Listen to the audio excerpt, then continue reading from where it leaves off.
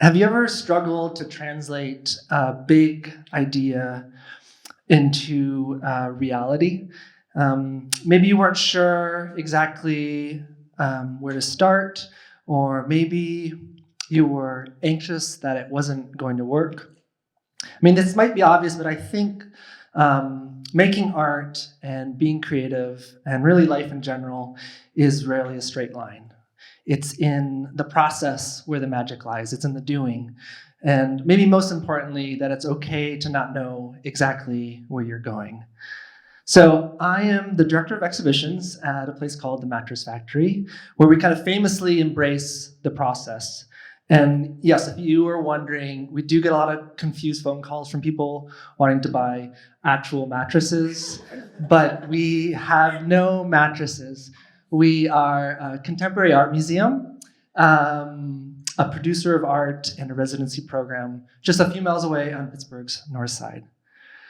A little history. So the Mattress Factory was started officially in 1977 by an artist named Barbara Luderowski, who moved to Pittsburgh to try something pretty radical. You see, at the time, Pittsburgh was pretty dramatically depopulating. In the 1970s, we lost about 100,000 people, which is kind of like a third of our present day population. We were losing jobs, we were losing industry, and a lot of these empty buildings were appearing. In the mid-70s, Barbara bought one of these old buildings, a former Stearns & Foster mattress warehouse. And shortly later, she was joined by another artist and former CMU graduate, Michael Olenek. And together, over time, they kind of built the Mattress Factory. But it actually took a little while for it to take shape. I think that they wanted to be surrounded by a community of artists, and they wanted to find ways to support artists, but I don't think they knew exactly where they were going. At the beginning, it was a lot of things. There was a dance studio and a children's theater and a performance space and a vegetarian co-op restaurant. And there was, of course, studios for artists. But by the early 80s, they really began to focus their attention on creating an exhibition space, a space that could exist outside of both the commercial art market as well as the kind of traditional collecting institutions. To be a space that artists could experiment on large scale, site-specific and sometimes ephemeral works. And nearly 50 years later, we try to keep this vision alive, a place that supports artists in translating big, intangible ideas into tangible forms. And we're a little bit unique in the context of art institutions in that we are both a producer and presenter of art. Artists aren't just working in their home studios and then shipping us work. Typically, they're coming to Pittsburgh, living in an apartment around the corner, and staying for weeks or months at a time, and then usually working right in the space where they exhibit. And it's my job to kind of work with the artists and the team and collaborators and partners to put this all together. And this looks like a lot of different things. Some days it might be trying to figure out how to crane over an old Russian military jeep into our courtyard, over our building, and then install an espresso machine in the trunk. It might be trying to work with a 26-member folk dance ensemble and a geriatric horse at a steel mill for a video production. Or it might be collecting a menagerie of taxidermied animals for an imaginary dinner party. These are just a kind of few of the kind of behind the scenes of the sometimes very complex process of what we do. About 10 years ago, before I had this job, I was actually part of this process. I was an artist in residence at the Mattress Factory, and I got to develop an exhibition with the support of the museum. When I started, I really didn't know exactly what I wanted to do, but I began to make some notes and some very crude drawings and do some prototyping and experiments and did some research. And kind of inspired by a viral video about someone seeing a double rainbow and a lot of Googling about how rainbows work, I made this exhibition. And for me, this experience really helped lay a foundation for a path as a full-time artist. And I spent the following 6 years kind of cobbling together a career as an artist. And I had opportunity to develop an exhibition on an island in Portugal. I performed in a basement club in Tokyo. I worked with, did some workshops with students in Guangzhou, China. And I did residencies like this one on the edge of a cliff on the west coast of Ireland. My experience, I think, is kind of similar to that of a lot of artists who go through the process at the Mattress Factory. It acts as a new way of working, a new way of thinking. And I think for some people, it really kind of opens up their career and their life. You see, when I was young, I had a pretty narrow view of what art could be. I thought art was painting and drawing, and I wasn't really good at either of those. And so I didn't really think it was for me. That was more my sister. I obviously had a great sense of fashion back then, but my sister and my older brother were like the artists in the family. And I always felt like I was disappointing my high school art teacher with my very mediocre skills. But kind of by accident, I ended up studying art at university. I was going with the plan of studying marketing, good kind of career path, kind of practical. But I was convinced by a very kind and very patient art professor to study art. Thank you, Tim Lowley.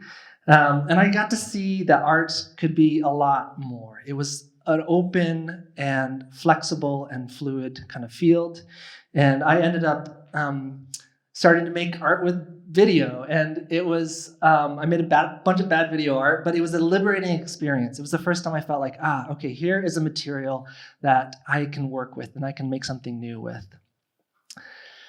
And I also began to see art for all its potential between disciplines, right? You can work with scientists and you can work with poets and environmentalists and musicians. And over time, I really began to think about art as an act of translation, of converting something from one form into another, an attempt to take big, intangible ideas into some sort of tangible form. And what is life if not a big, intangible idea in search of a form? And for me, after I finished college, I was looking for that form and I joined a band. And I ended up playing guitar for about 5 or 6 years with a bunch of high school or childhood friends, actually. And we toured all over the world, and it was this incredible experience. And I had kind of set aside my path, I think, as an artist. We were, scraping by, but making some success in the world of music. And we actually came through Pittsburgh on tour, and we were playing a show here, and I decided to make a visit to the Mattress Factory. And I had never been before, and I have this really distinct memory of walking through these odd, kind of old buildings and being a bit confused, but also kind of falling in love with this incredible place and having a sense of discovery, really. And I have a really distinct memory of walking through the basement gallery, and there was an exhibition on by the artist Nick Cave, and it was dark and kind of moody and mysterious, but textured and beautiful. I was totally hooked. Years later, I ended up moving to Pittsburgh, and kind of coincidentally moved into an apartment just literally around the corner from the museum. About a month later, I was looking for some part-time work between tours and interviewed for a job as a tour guide there. And while I was interviewing, they said, hey, we're short-staffed in the exhibitions department. Do you want to come work with the exhibitions? And I said, sure, why not? And I spent about 5 years working on the exhibitions team, and it was this amazing educational experience. I got to work with all these artists from all over the world, and I did things like painted a giant canvas bear head, and I shoveled coal for this Mars rover robot. I made a bunch of plaster casts, and I helped create this kind of mysterious Pepper's Ghost projection with this artist. Simultaneously, I was kind of had a side hustle as a freelance graphic designer and was doing kind of random things like logos for pet food company and olive oil company. And I had begun to shift my music making into composing work and started working on some films and commercials and TV shows like this one that featured a talking dog. I think all of these experiences were incredible, right? They were learning, I was doing something new, they were creative, but maybe most importantly, they really taught me how to work with other people and how to elevate and support someone else's creative vision, which is really how I see a lot of my work today at the Mattress Factory. And I've been in this role now for the past 5 years. And I remember when I applied for the job, I was kind of anxious. I had this path as an artist, and it felt like things were going well with that. And I was also excited, though, about the possibility of contributing to this institution that had really meant so much to me over the years. And also excited about the possibility of kind of bringing together this diverse base of knowledge that I had gained over the last few years. So sometimes I make this joke that I'm a jack of all trades but master of none, which I guess is kind of true. But I think it's really helped me in my work at the museum. I think having kind of a broad but interconnected base helps me to kind of work with the different kinds of people and helps put this big puzzle piece together that we face. I think we definitely need experts and we need specialists, but I think we also need generalists, people who can see the big picture, work across disciplines, and help kind of bring together ideas across people. I think sometimes all you need to know is just enough to ask the right questions. So maybe you are graduating soon, or you're just kind of anxious about the future that's unknown. But of course, life, much like making art, is rarely a straight line, right? It's not about knowing all the answers, and it's not about knowing exactly where you're going. So whether you see yourself as an artist or not, I guess try and remember this. I think that creativity really thrives on connection. And connection thrives on those willing to be open. Open to people and their ideas and their quirks.